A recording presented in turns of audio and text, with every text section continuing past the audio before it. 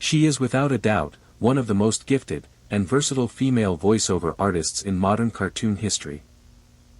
Known very well for her medley of human and anthropomorphic characters, Kath Soucie's large vocal range has allowed her to play anyone, from very childish young boys and girls, to older and more mature women.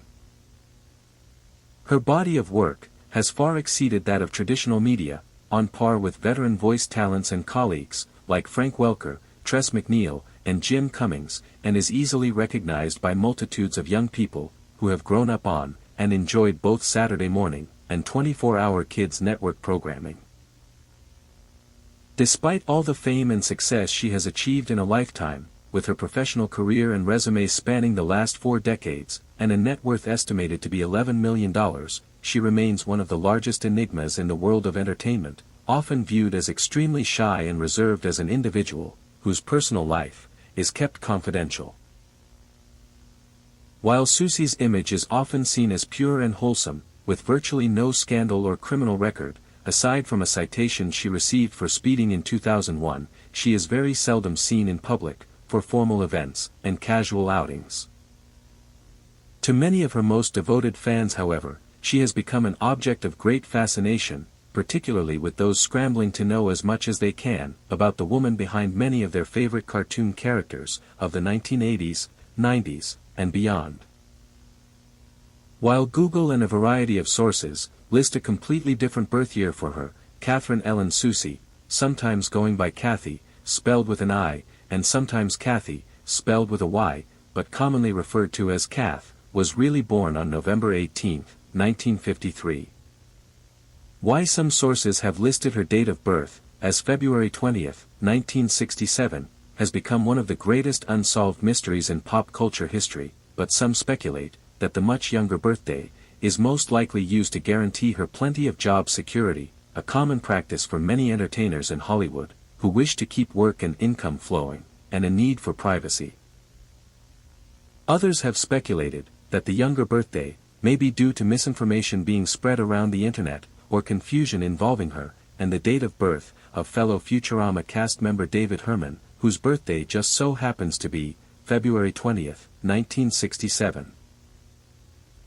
However, her mannerisms and etiquette, coupled with her penchant for donning relatively conservative attire, suggest that she is more of a baby boomer than of Generation X. While her birthplace is also subject to debate, with some sources claiming it to be New York City, and others claiming it to be Cleveland, Ohio, according to an old friend and mentor of hers from the 1970s, Soucie was born in the small town of Newburyport, Massachusetts, roughly 50 miles northeast of Boston. When she was just an infant, she and her family moved to Ohio, though it's highly debatable whether she actually lived and grew up in Cleveland, or in a small suburban town, just outside the metropolitan area.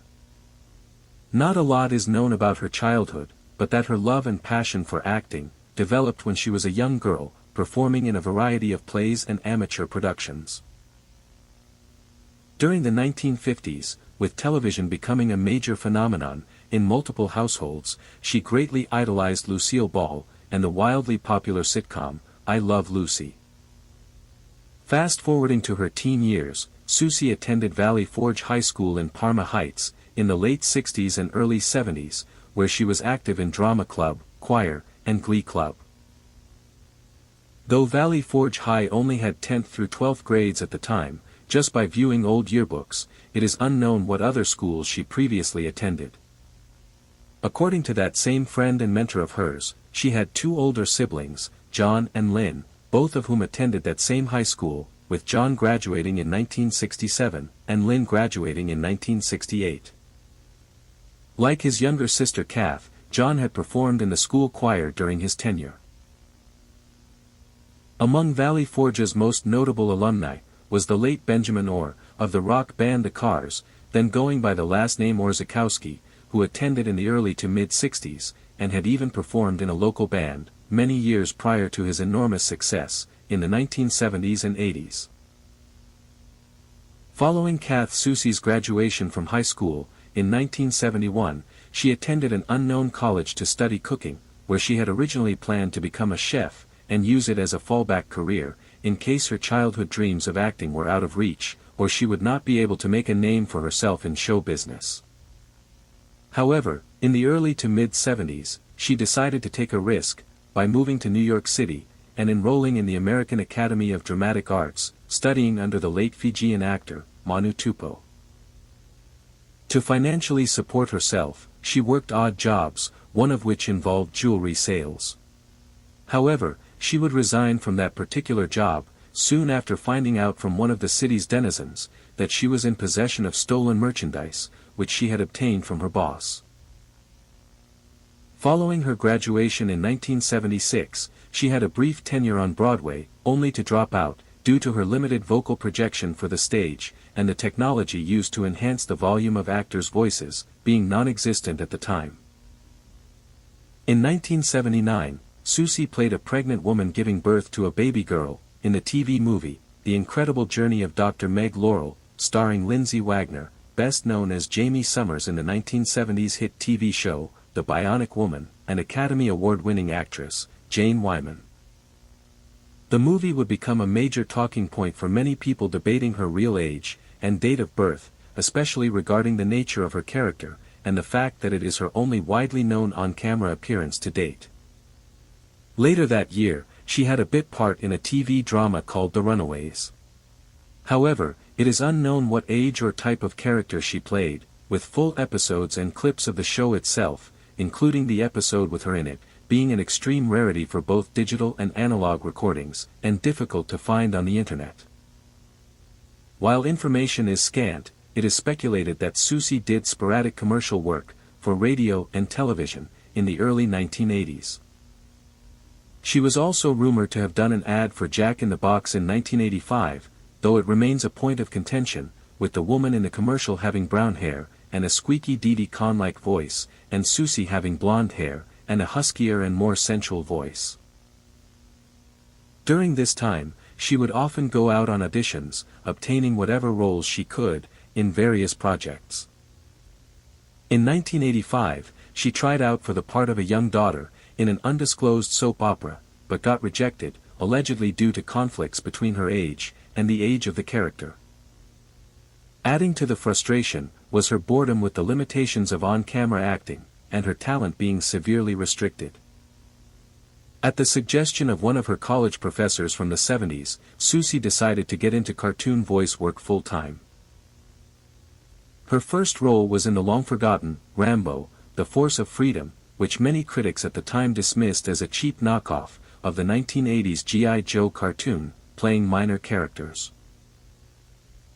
1986 would prove the most challenging period of her career, with her reliance on selling her trade, through cold-calling numerous directors, especially with voice acting, not being as popular of a profession by Hollywood standards during the 80s, as it is today.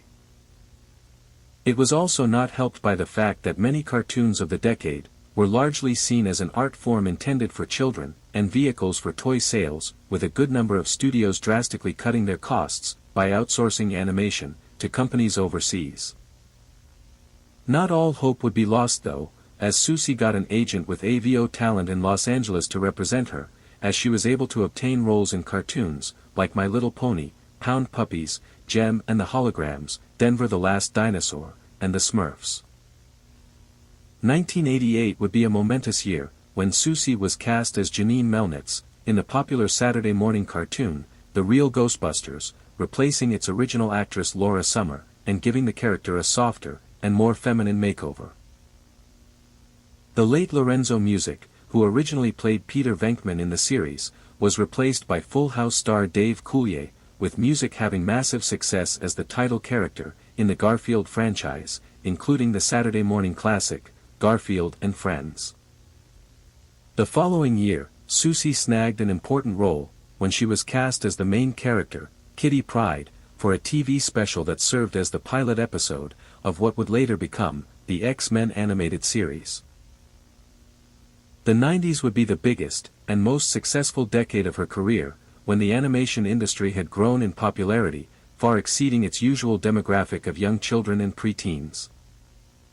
In 1990, she was cast as Fifi La Fume and Lil Sneezer, in Tiny Toon Adventures, and as Soviet teenager Linka, in Captain Planet and the Planeteers, whose character was later retconned as East European, following the demise of the USSR.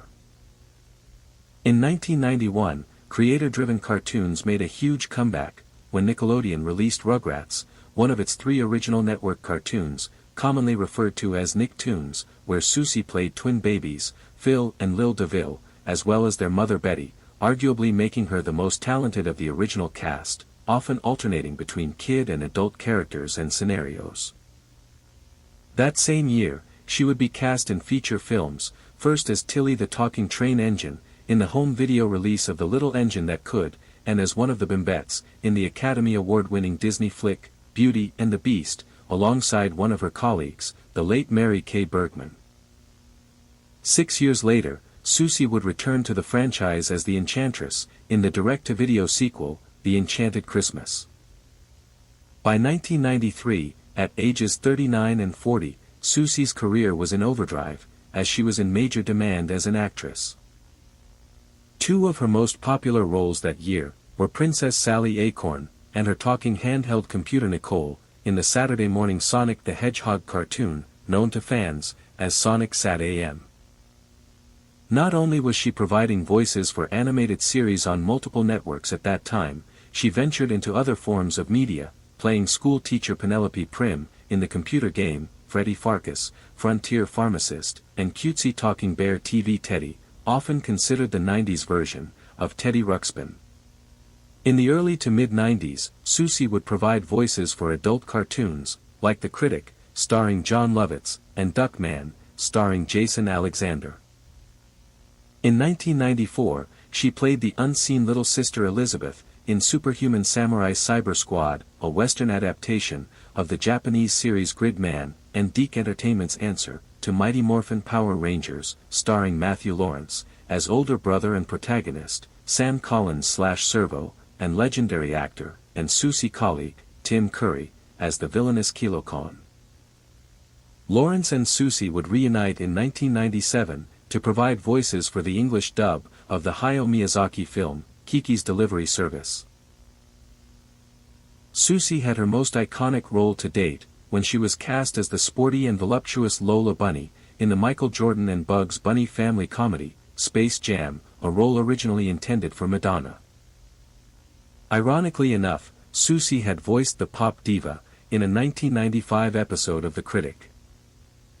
Between 1996 and 2004, she would reprise her Phil, Lil and Betty roles, for the relaunch of Rugrats, which was originally cancelled after a 3-season run, but had grown in popularity through reruns, and would spawn 3 cinematic releases, in 1998, 2000, and 2003.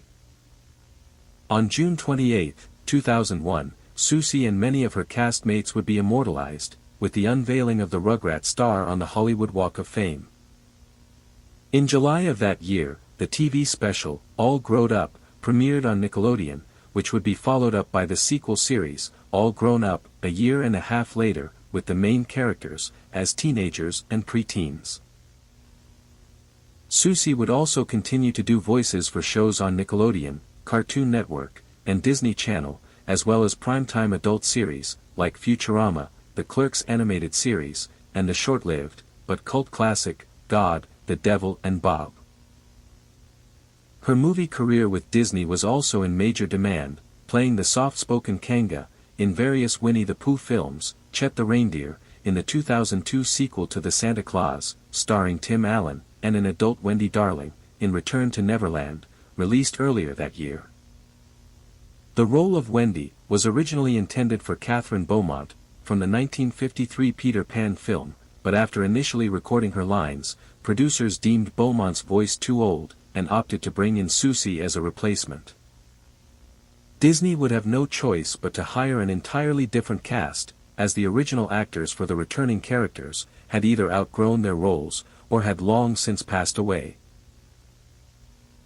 Soucie's story was featured in a chapter of the Tim Lawson and Elisa Persons book, The Magic Behind the Voices, a who's who of cartoon voice actors, detailing her rise to fame, and any struggles in between.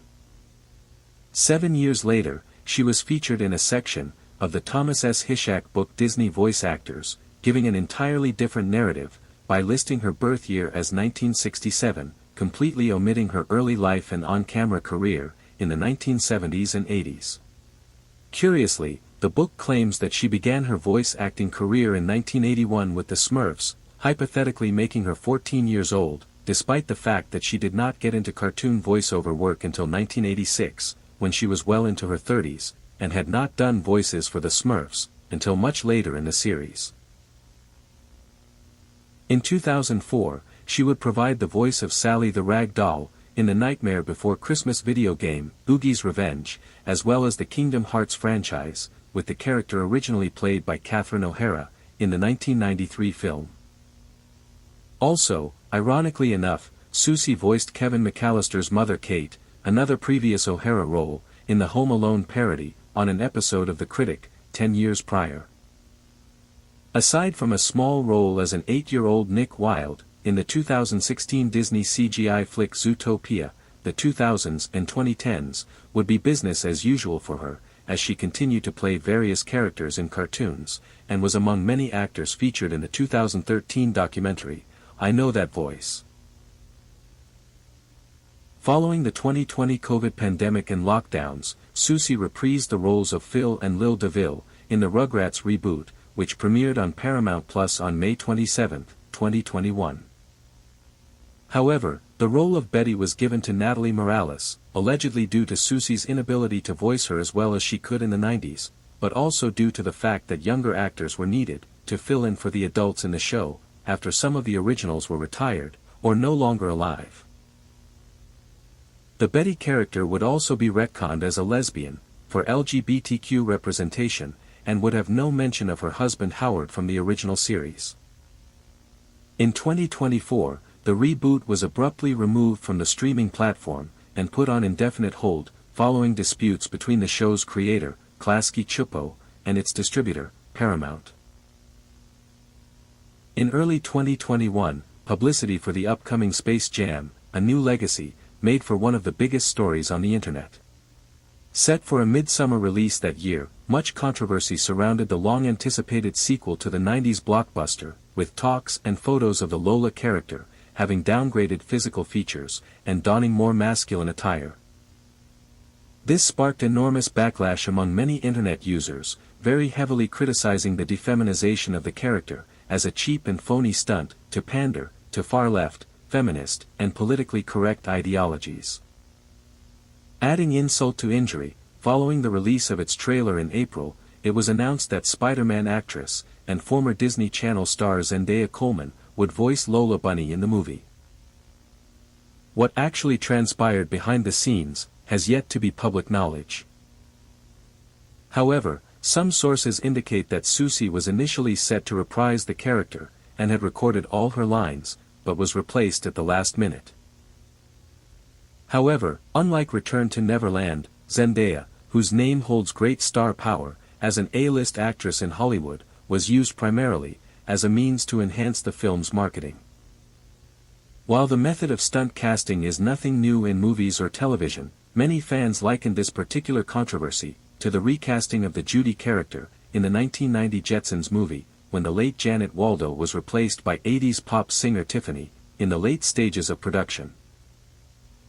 Despite the Hollywood Insider reinforcing this claim, in a tweet posted in late July, Soucie's refusal to talk to anybody, publicly or privately about the sequel, either before or after its release, fueled gossip about her signing a non-disclosure agreement with Warner Brothers, a tactic commonly used by studios, to prevent certain people from leaking sensitive information about their intellectual properties, and potentially compromising the company's valuable assets and integrity.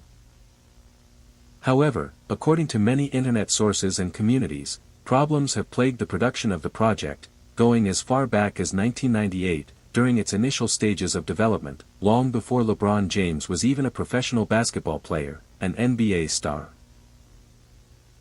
On January 20, 2023, a Facebook post was made by voice actress Cheryl Chase, wishing her Rugrats co-star a happy birthday that day, very strangely not divulging her age, or the year that she was born. This confused some of her fans, including one who claimed that November 18, 1953, was her real birthday, and even had evidence from public records, which may have caused Chase to edit her post soon after. More than 3 months later, on April 27, Soucie was completely absent from the Rugrats Reboot Season 2 launch party, with only 4 of its principal voice actresses present for a cast reunion. Whether she was unable to attend the event, due to her being sick or injured, having a personal or family emergency, or her being too busy with her career, is still open for debate, but it may have also fueled rumors of her suffering from social anxiety, or even agoraphobia. On November 18, 2023, Soucie reached a milestone, when she turned 70 years old, though many people at the time continued to believe she was 56, despite her real 56th birthday being in 2009.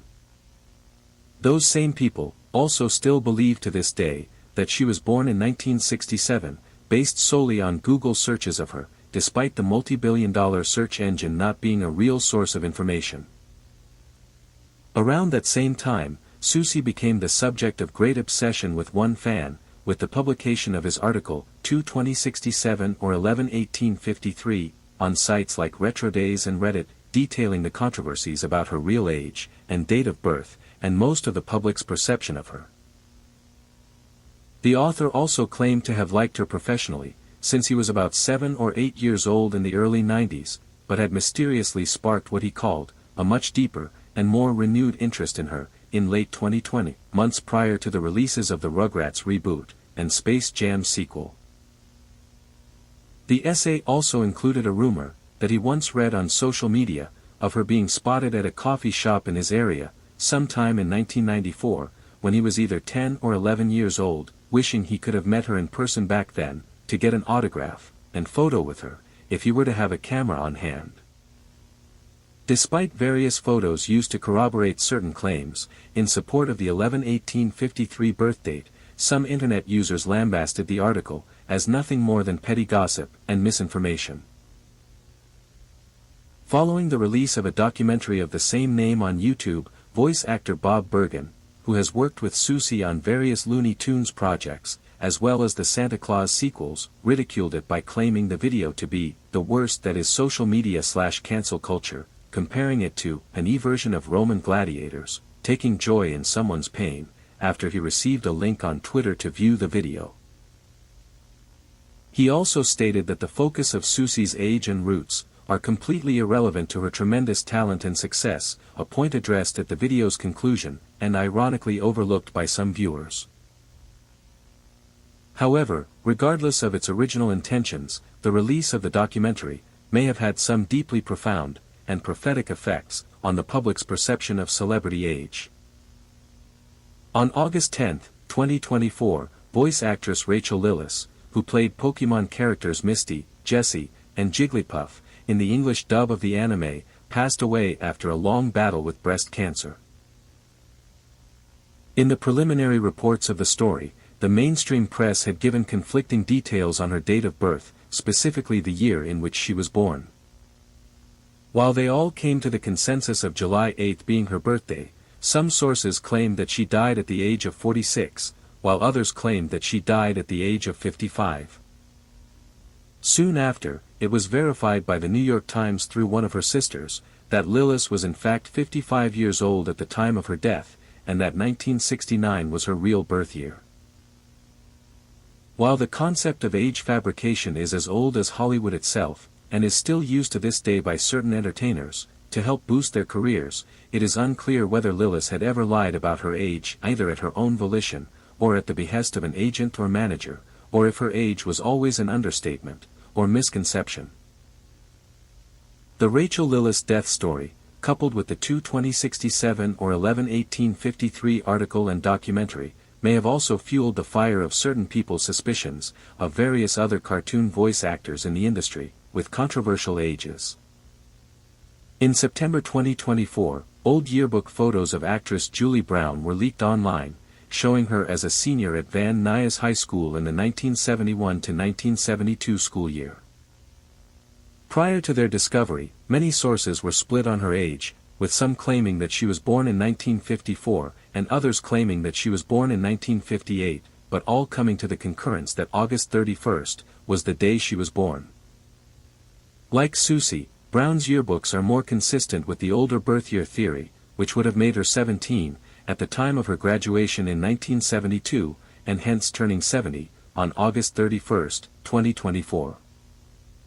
Coincidentally, a second Julie Brown attended Van Nuys High in the 70s, with her birth year being either 1958 or 1959. While only the 1976 yearbook from her junior year can be found online, the photo of that particular Julie Brown varies widely from the older one, in terms of facial features. It is unknown whether the actress Julie Brown ever lied about her age, to help gain better access to show business, and keep up with Hollywood's obsession with youth and beauty, but the tale of the two Julie Browns may have inadvertently caused many people's misconceptions about her real age. In October 2024, a user on Twitter messaged the actress to verify the alleged high school images for authenticity. While most people have been very quick to confirm or deny the existence of such photos when confronted with the situation, Brown very suspiciously asked the user to delete them, due to the high probability of a crazy ex getting set off by them, with whom she wanted no contact, and her uneasiness with other people's knowledge of her graduating from high school in that particular year. Aside from playing familiar characters, like Hubert Farnsworth, in newer episodes of Futurama, and serving as executive producer for various projects, Kath Soucie has not had many voice roles in recent years, either due to her age, or the need to adopt a lower profile. On September 27, 2024, with the release of the Looney Tunes video game, Wacky World of Sports, Soucie reprised the Lola Bunny character, whom she had not voiced since New Looney Tunes, in the mid to late 2010s. While no public statements have ever been made, it has been rumored that she is planning to, or has already retired from acting, after more than 45 years in the industry, with nearly 40 of them in voiceover work, most likely to focus on a mentorship program, for aspiring young actors hoping to make it big in the field. However, the Kath Soucie story would take a very tragic and unexpected turn when natural disaster struck in the new year. On January 7, 2025, fueled by the Santa Ana winds and extremely dry vegetation in the area, a series of large wildfires swept through Southern California, destroying thousands of homes and structures, leaving behind billions of dollars in property damage. While each of the blazes had a very significant impact on the towns they touched, none were larger, or more devastating, than the Palisades Fire, leveling countless landmarks, including portions of the main town area, the home of legendary actor Will Rogers, at Will Rogers State Park, and multi-million-dollar mansions owned by various Hollywood celebrities, many of which were situated in the famed Alphabet Streets neighborhood. Among those houses lost was that of veteran voice actress Kath Soucie, lying just south of Rivas Canyon Park and 400 feet down the hill from one of the surviving homes on Chautauqua Boulevard, featured in a news story on ABC 7. Since their full containment in late January, an investigation into the cause of these fires has been ongoing. While Sousie's whereabouts have been unknown all year, including an absence from the Rugrats reboot wrap party in April, it is rumored that she is currently residing in the nearby town of Marina del Rey, at an undisclosed address. As of July 2025, the remains of 1350, Berea Place, have all been cleared out, pending either a rebuild or sale of the lot. Whatever the future holds for her, Kath Soucie has left behind one of the most indelible marks in voice acting and animation, by bringing many memorable characters and performances to life.